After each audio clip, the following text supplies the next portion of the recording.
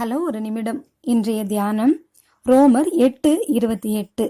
அன்றியும் அவருடைய தீர்மானத்தின்படி அழைக்கப்பட்டவர்களாய் தேவனிடத்தில் அன்பு கூறுகிறவர்களுக்கு சகலமும் நன்மைக்கு எதுவாக நடக்கிறதென்று அறிந்திருக்கிறோம்.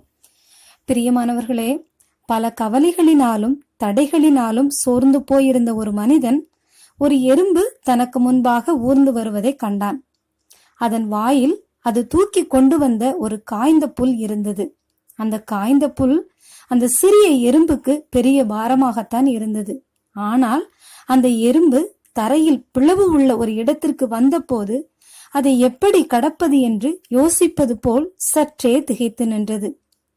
அது உடனே தன் வாயில் இருந்த காய்ந்த புல்லை அந்த பிளவில் போட்டுவிட்டு அதன் மேல் ஊர்ந்து அந்த பிளவை எளிதில் கடந்து சென்றது.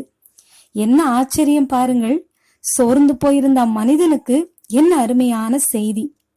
இதை கேட்கிற நாம் நமது வாழ்க்கையிலும் மற்றவர்களால் கொண்டு வரப்படுகிற தீமைகளை கண்டு அஞ்ச தேவையில்லை.